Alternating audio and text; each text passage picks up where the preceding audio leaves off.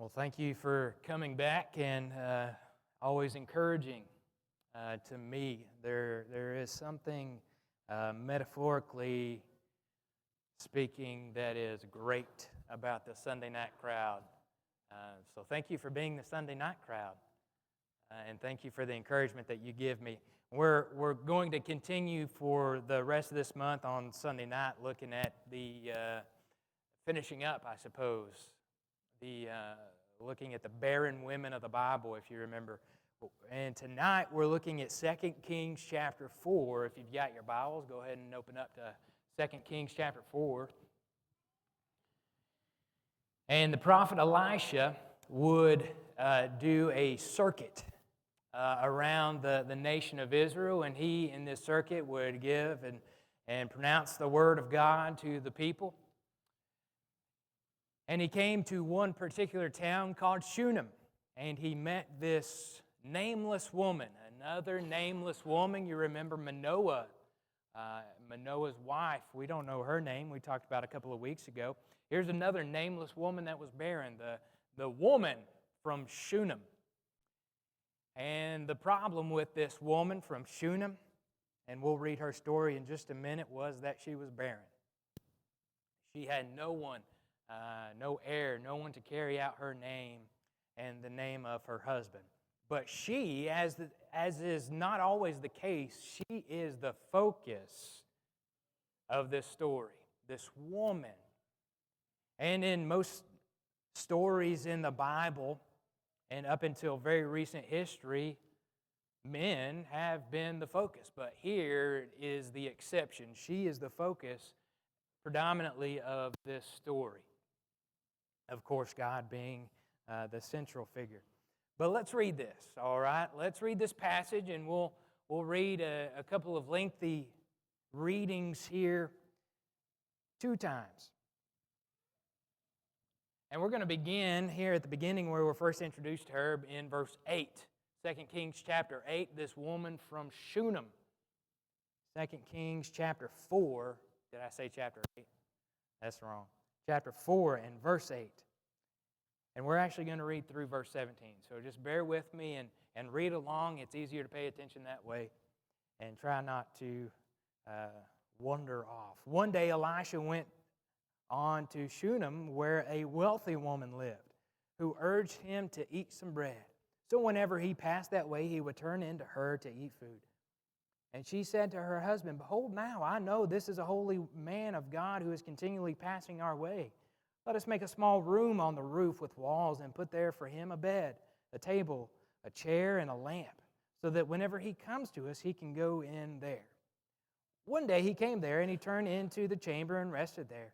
And he said to Gehazi, his servant, "Call this Shunammite." When he called her, she stood before him, and he said to him, "Say now to her, see, you have taken all this trouble for us. What is to be done for you? Would you have a word spoken on your behalf to the king or to the commander of the army?" She answered, "I dwell among my own people."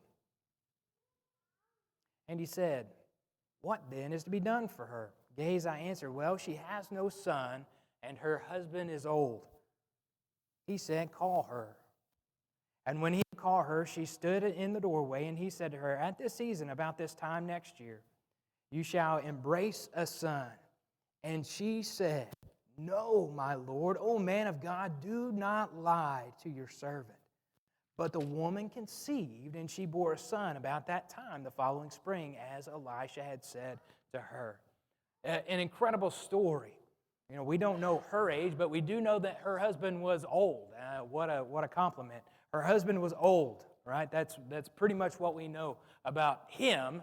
And working along the same lines, she was probably old too. Of course, that's not polite, so you don't say that. He was old.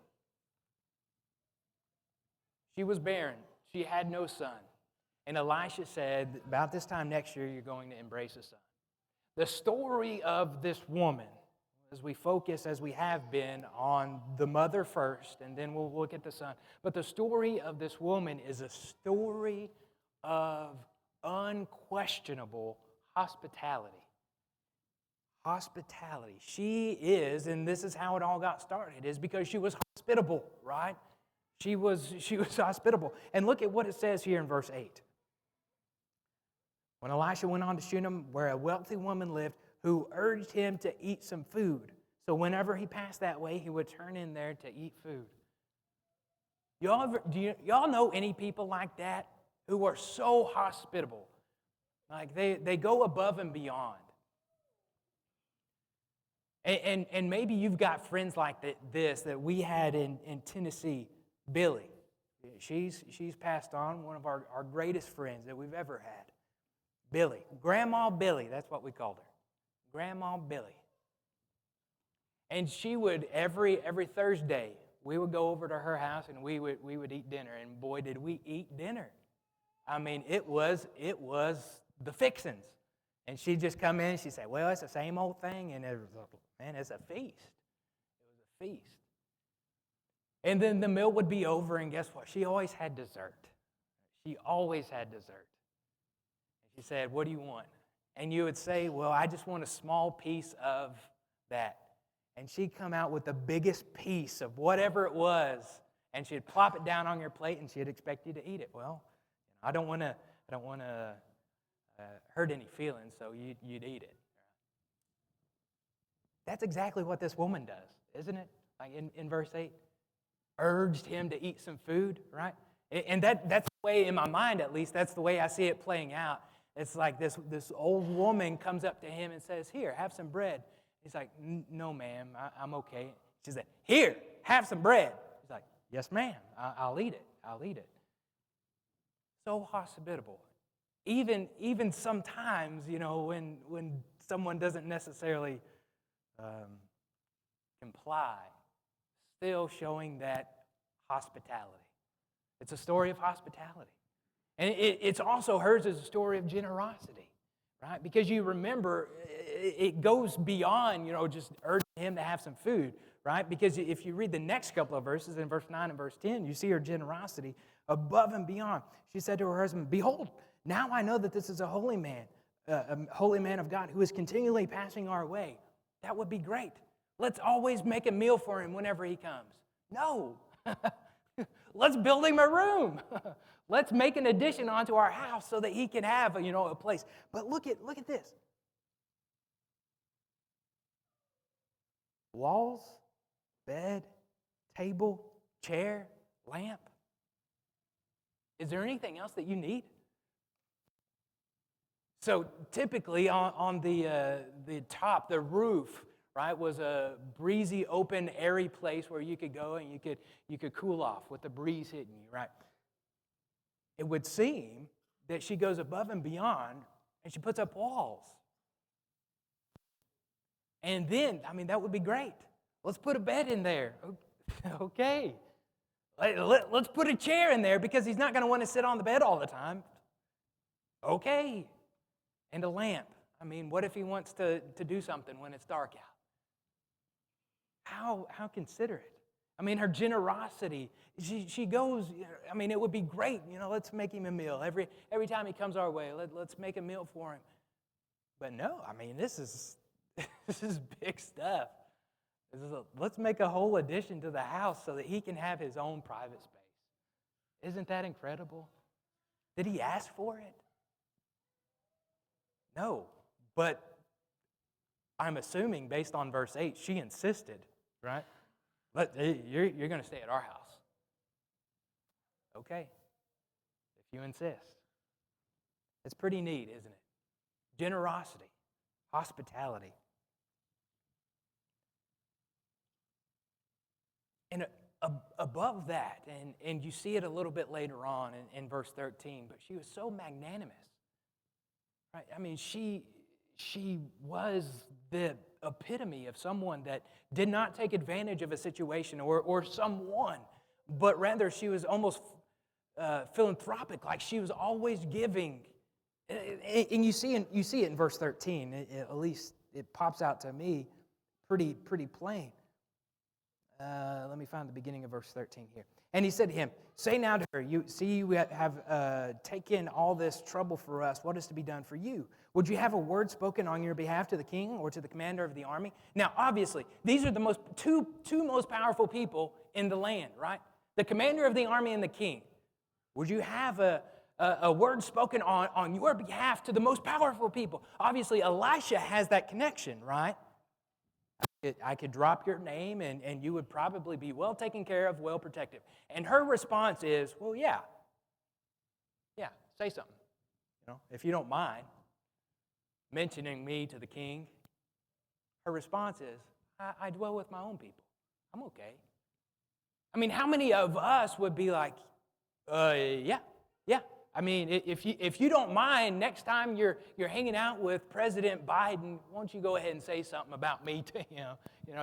Just tell him that I'm alive, right? But her response is she's not taking advantage of the situation or Elisha's generosity. I dwell among my own people. I'm okay. I'm content, right? She's selfless, she's not constantly thinking about herself. I dwell among my own people. And this response, right here in verse 13, this response, it epitomizes her and what she's about and what she stands for, but it also is the turning point in her life. Do you get that? Because she says, I dwell among my own people, and she doesn't take advantage of the situation, although she could have. It's the turning point in her life, because right after that, Elisha says, what can we do? Gehazi says she has no son. Aha. Let's take care of that. Let's give her a son. That was it. Because of her generosity, right? Because of her, not just generosity, her hospitality, right? She created this room on the house, and because of her philanthropic attitude, right? Always giving, always considering other people, she arrived with a son a year later. It's pretty impressive, isn't it? Another barren woman, another incredible story. And as we continue reading the rest of the story, what happens next? I mean, it's all about her son. But you see the power of God being manifested. And it comes back to the statement of, I'm okay. I dwell among my own people. I'm all right. Because of her generosity and her hospitality. So let's read the rest of the story. As our friend Paul Harvey would say, let's read the rest of the story here in verse 18.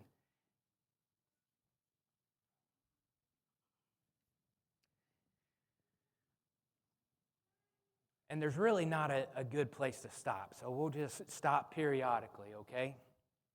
Verse 18. When the child had grown, here's the boy, he's grown old. He went out one day to his father among the reapers, and he said to him, my father, oh, my head, my head. The father said to the servant, carry him to his mother. And when he had lifted him and brought him to his mother, the child sat on her lap until noon, and then he died. Then she went up and laid him on the bed of the man of God and shut the door behind him and went out. Then she called to her husband and said, send me one of the servants and one of the donkeys that I may quickly go to the man of God and come back again.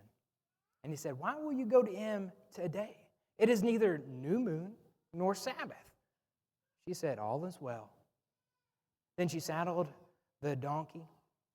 And she said to her servant, urge the animal on and do not slacken the pace for me unless I tell you.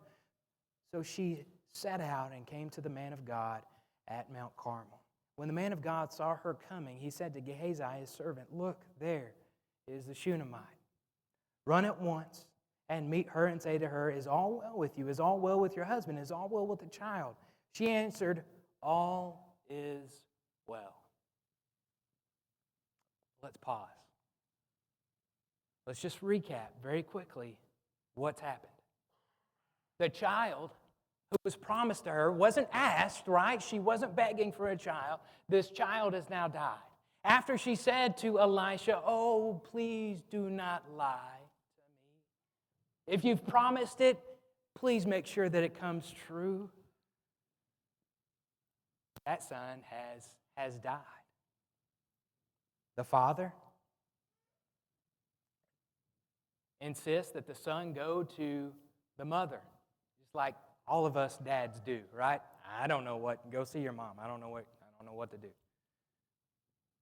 Goes and sees mom. The child dies at noon. Then she goes and she hurries to the man of God. Where else do you go? So here she is at the man of God. Gehazi says, "Is all well?" And she responds in verse 26, "All is well." When she came to the mountain to the man of God, she caught hold of his feet, and Gehazi came to push her away. But the man of God said, "Leave her alone, for she is in bitter distress, and the Lord has hidden it from me and has not told me."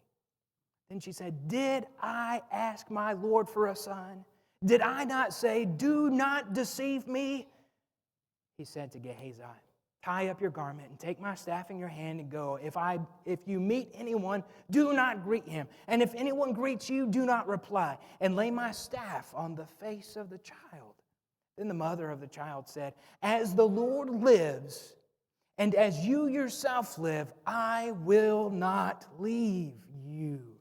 So he arose and followed her. Gehazi went on ahead and laid the staff on the face of the child, but there was no sound or sign of life. Therefore he returned to meet him and told him, "The child has not awakened." Gehazi couldn't do it. For whatever reason, this did not happen. So Gehazi came back, and you can imagine the distress that Gehazi must have had. "Hey, yeah, I did exactly what you told me to do. I put the staff on his face, and nothing, there was no response, no sign of life, nothing." And you can imagine what the mother was thinking. You can imagine how she was, now what? What are you going to do now? The rest of the story in verse 32, when Elisha came into the house, he saw the child lying dead on his bed. And he went in and shut the door behind the two of them and prayed to the Lord. He prayed to the Lord. Then he went up and lay on the child, putting his mouth on his mouth and his eyes on his eyes and his hands on his hands. And as he stretched himself upon the flesh of the child, became warm. Then he got up again and walked back and forth in the house and went up and stretched himself upon him. The child sneezed 7 times. And the child opened his eyes. Then he summoned Gehazi and said, "Call the Shunammite." So he called her. And when she came to him, he said, "Pick up your son." She came and fell at his feet, bowing to the ground. And she picked up her son and went on. What an incredible story. It's a story in so many different ways. There are so many different lessons. But as we kind of unpack this just a little bit and look at some of the details, what you see unfold for you is the faith of this woman, right? It's a story of faith. Or maybe we'll look at it in another light, the same instance. Maybe it's something of single-mindedness, of solitary purpose, right? But you see in verse 23 and again in verse 26, read it one more time because it's echoed.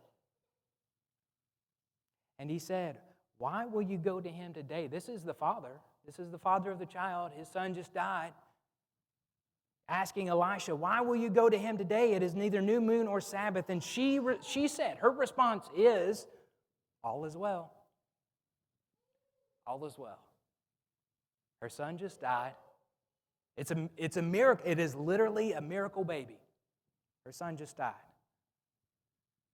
Her response is, "All is well." Verse 26, same thing. "Run at once to meet her." This is Elisha to Gehazi.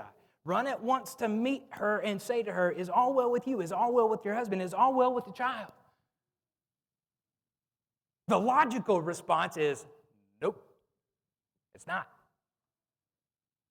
But her response, "All is well." Now, there's a couple of different aspects, a couple of different ways that you can look at it. Maybe it is a statement of faith. Everything's going to be okay. My son has died. But I trust and I believe that in the end, everything's going to be okay. Everything's going to work out. Is all well? Well, no. But I know that it will be. Maybe it's a statement of faith. Or maybe when she says all is well, maybe it is, yeah, I'm fine, don't bother me. Maybe it's, I don't want you to get in my way for me to get where I'm going, right? Right, Gehazi comes, and Gehazi, most of the time throughout Elisha's story, Gehazi does most of the errands, right?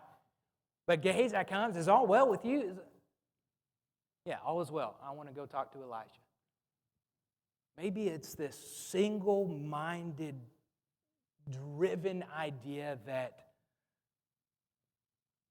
I've got something I need to take care of, and I don't want you to get in my way. There's a lot of different passages that talk about single-minded devotion or that talk about having faith. And sometimes, just look at one real quick with me in Isaiah. The very last chapter in Isaiah, 66.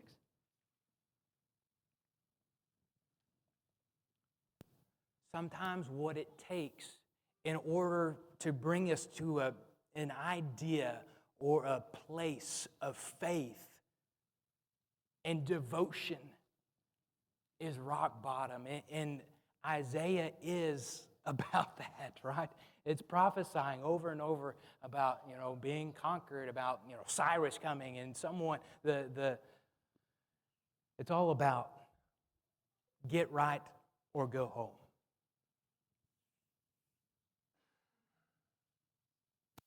Here in Isaiah chapter 66 and verse 2, at the conclusion of this book, look at what it says. All these things my hand has made, and so all these things came to be, declares the Lord. But this is the one to whom I will look. He who is humble and contrite in spirit and trembles at my word. Sometimes what it takes to bring us to that point where we are trembling before God, when we come bowing, like the Shunammite came before Elisha and was bowing. When we come bowing before God, what it takes is that destruction, or that at least the prophecy that something bad is going to happen unless you get right with God. Hence the promise of hell. But as I look at this Shunammite woman, I cannot help but to see the echoes of what we commonly refer to as the Beatitudes. This woman demonstrates so many of these Beatitudes, and we don't even know her name. For instance, this single-minded devotion to God where nothing is going to shake me. I am focused. That's in the Beatitudes. You remember, let's go to Matthew chapter 5, and you can keep your finger there because we're going to keep coming back to these as we think about this woman and the story of her son. But you remember what it says there in Matthew chapter 5 and verse 8? Blessed are the pure in heart, for they shall see God. Blessed are the pure in heart. Now, there's a couple of ways to think about that, and I think God means both of them. One way is no defilements, no defilements. And the other way is that the heart that is purely focused on God. And the two of those go hand in hand. I'm not defiled by the world. I'm not defiled, and I'm not distracted with all the other things going on in the world. I have one purpose, and I've got one goal, and I'm getting to heaven. That's what it's about. It's like this woman. Is all well with you? Yeah, I just got diagnosed with cancer. I lost my job, and my 4 kids have died in a tragic car accident. I'm good, right? I'm good. Because I know that I'm going to heaven. My mind is fixed. Single-minded devotion, pure in heart. It's also a story. We go back to 2 Kings 4. It's also a story, yes, about faith and single-mindedness. But look in verse 24. Let's get back there. 2 Kings chapter 4, look at verse 24. It's a story about urgency, isn't it? and distress, right? In verse 24, you remember what she said to her servant, right? Bring me the donkey, and you remember, urge the animal on. Do not slacken the pace for me unless I tell you, right? Let's get it going. I needed to be there yesterday, right? Urgency. And then she comes to, and she grabs the feet of Elisha, Gehazi trying to push her off. And you remember his response. Leave her alone. She is in what he says in verse 27, bitter distress.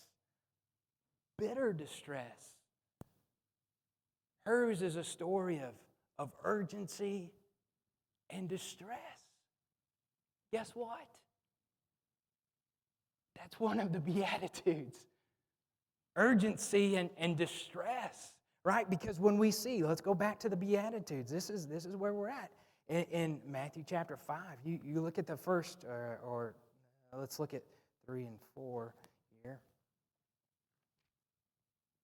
What I read a commentary, it's probably been 12 or more years ago. Read a commentary on the Beatitudes in particular. And it says about verse 3 and verse 4. Blessed are the poor in spirit. Let's read them. Blessed are the poor in spirit, for theirs is the kingdom of heaven. Verse 4. Blessed are those who mourn, for they shall be comforted. This particular commentary, and I haven't been able to forget it, describes verse 3, poor in spirit. Allow it to marinate. Poor in spirit. Describes that as spiritual bankruptcy. Spiritual bankruptcy. When we find ourselves in spiritual bankruptcy, we know what it is to need God. Blessed, that's what it says in verse 3. Blessed are the poor in spirit, for theirs is the kingdom of heaven. Let me tell you something. You cannot enter the kingdom of heaven unless you find yourself spiritually bankrupt and in desperate need of somebody to bail you out. Then verse 4. Blessed are those, a perfect follow-up to verse 3. Blessed are those who mourn, for they shall be comforted. Why are you crying? Why are you mourning? I'm broke. Spiritually, right? I am spiritually bankrupt. And I need someone to bail me out. Let me tell you, China ain't going to do it. But God can take care of the problem. God can bail you out of your spiritual bankruptcy. Blessed are you when you mourn. This is where this lady finds herself, right? In bankruptcy. Rock bottom. Mourning, crying over her situation. This is where we need to find ourselves. Mourning and crying over our situation. Because far too often what we do is we see ourselves and we see our worth and our value to God. Look at everything that I've done, right? And we dust off our collar a little bit, we dust off our shoulder, and we say, man, God really needs me, doesn't he? I mean, look at all the things that I've done for him. God don't need you. But you need God, some kind of bad. When we realize our distress and the urgency of the situation, blessed are those who mourn. Blessed are the meek, for they shall inherit the earth. The kingdom of God, the earth. Let's go back to this woman. Faith, single-mindedness, urgency and distress, humility. The idea of humility. She finally found it. She finally found her humility and need. This whole time in this story, she has been the one that's always giving, right? Here's some food, take some food. No. Sit down and take that food. Yes, ma'am. We need to build him a house. We need to build him a room. We got to put walls in there. We got to put a bed. We got to put a chair, a lamp. We got to take care of this guy. Yes, ma'am. She has been the one that's always giving, giving, giving. But now she needs something. You see the transition? She has been the provider. And now she needs someone to provide for her. This is where she finds herself in verse 28. Let's read that. Did I not ask my Lord for a son? Did I not say, do not deceive me? She is at the bottom. How appropriate is that? Isn't that what our spiritual journey is all about? I mean, isn't this it? To find ourselves in a time of humility? Isn't this it? To need God? Because I'm honest. Time for honesty. As if we don't need to be honest all the time. But listen, if we're honest with ourselves, do we not more often think about what I can do for God, how I can provide for Him?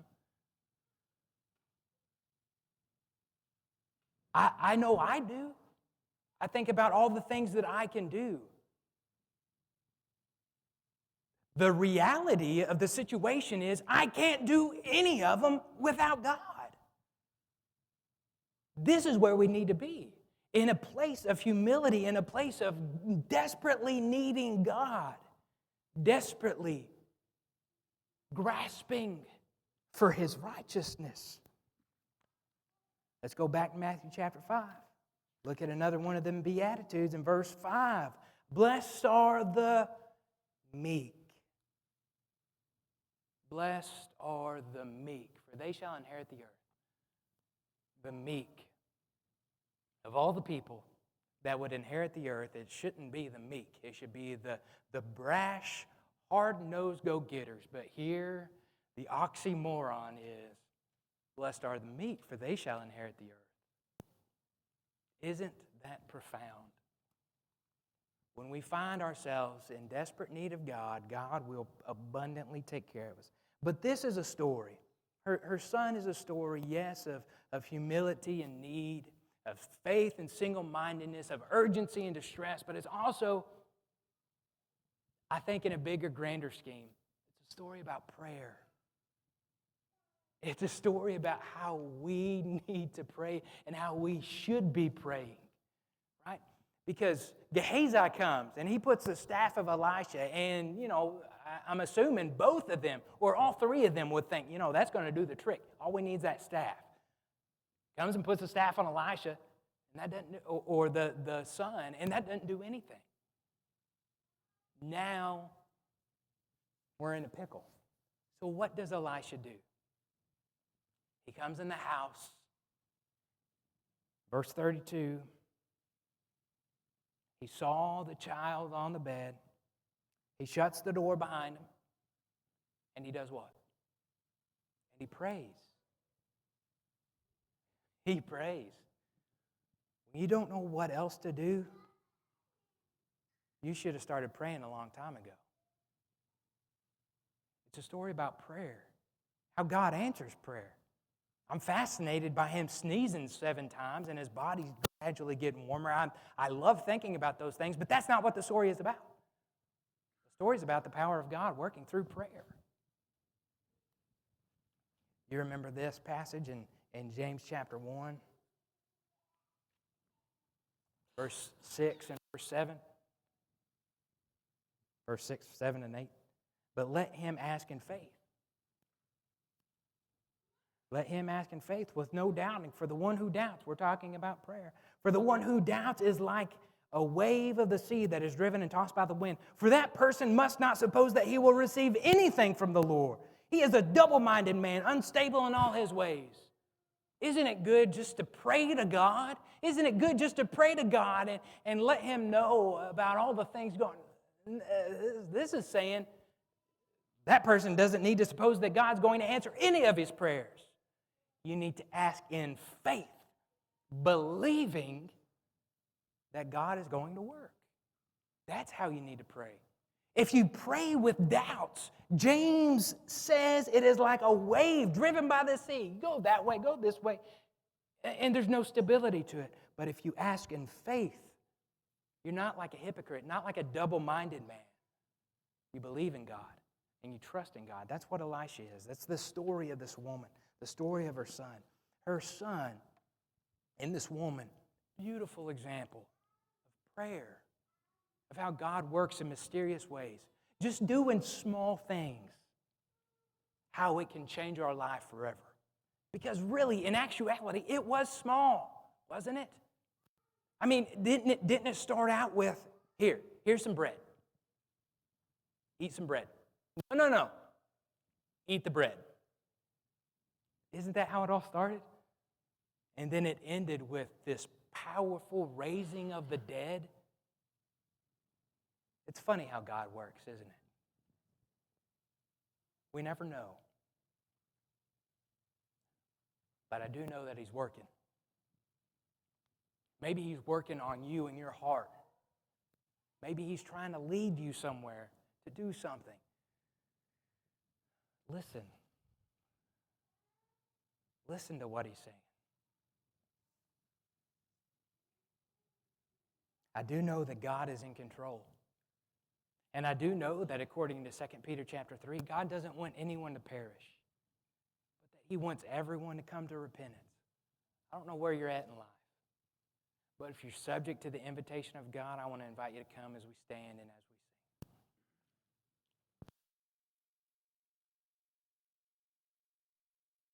we